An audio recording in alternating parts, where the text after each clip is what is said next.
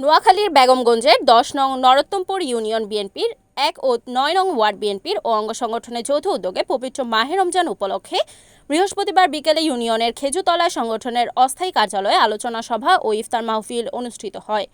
Union বিএনপির সাবেক সাংগঠনিক সম্পাদক শাহাবুদ্দিনের সভাপতিত্বে ও ইউনিয়ন জিয়া স্মৃতি সংসদের সভাপতি ফারুক চৌধুরীর সঞ্চালনায় উক্ত অনুষ্ঠানে প্রধান অতিথি হিসেবে উপস্থিত ছিলেন উপজেলা বিএনপির সদস্য রফিকুল্লাহ পাটোয়ারি।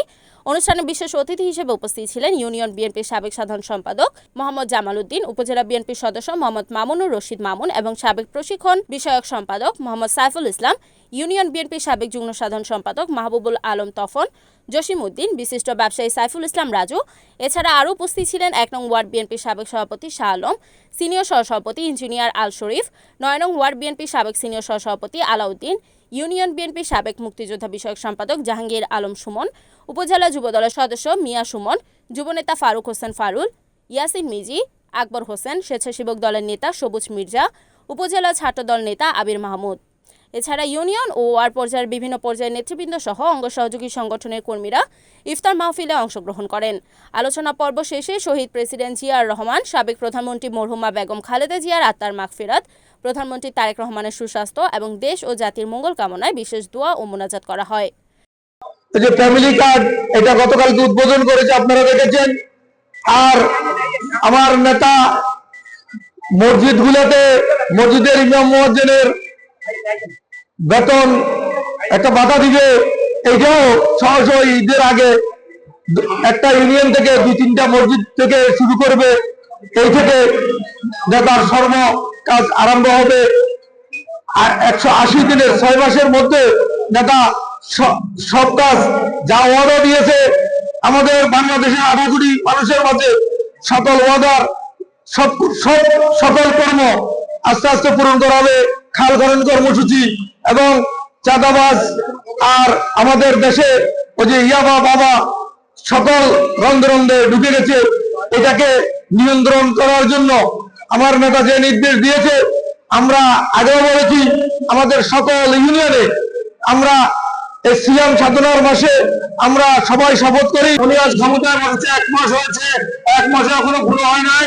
আপনারা জানেন এই সময়ের মধ্যে উনি যতটুকু করেছেন ওনার প্রতি আপনারা দেখেছেন, উনি যে আলেম ওলামাদেরকে যে কি সম্মান করে আপনারা সেটা দেখেছেন। একেবারে বলেছেন তিনি যে আমরা ইনশাআল্লাহ ক্ষমতা গেলে মদিনা নামকে মহানবী সাল্লাল্লাহু আলাইহি সাল্লামের পথ অনুসরণ করে, নবীজির সুন্নাহ অনুসরণ করে এই দেশ পরিচালনা করবে। সেই কথাই তিনি প্রত্যেকটা কাজে প্রমাণ দিয়েছেন।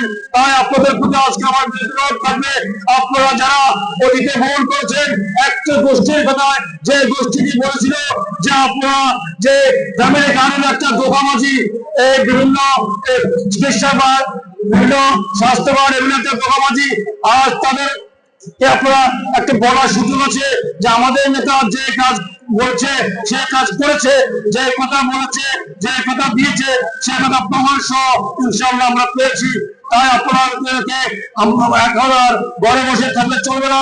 আপনারা জানেন আমাদের এই কোরবানির পরে আমাদের উপজেলা নির্বাচন, আমাদেরকে সে লক্ষ্যে এখন থেকে কাজ করতে হবে। আল্লাহ সবাই তার জিয়ার জন্য দোয়া করবেন এবং খালেদা জিয়া এবং শহীদ প্রেসিডেন্ট জিয়াউর রহমানের জন্য দোয়া করবেন। আমাদের নেতা তারেক জিয়া যেন আগামী দিনগুলোতে আমাদের ভালোভাবে পরিচালনা করতে পারে, আল্লাহ রসুলের বিধান মোতাবেক পরিচালনা করার চেষ্টা করবেন তিনি বলেছেন, সেখানে করতে পারে সেই জন্য সবাই দোয়া করবেন। আমাদের সবার জন্য দোয়া হবে। আমাদের আরেকটি কথা হলো, আমাদের নেতা বেগমগঞ্জের মাটির মানুষের নেতা যারা বরকতুল্লাহ বুড়ি ভাই অসুস্থ, আপনারা বুড়ি ভাইয়ের জন্য প্রাণ খুলে দোয়া করবেন। আল্লাহ পাক যেন ওনাকে সুস্থতার মতো নিয়ামত দান করে। Report Mohammad Sumon Bhuiyan, NNTV, Noakhali.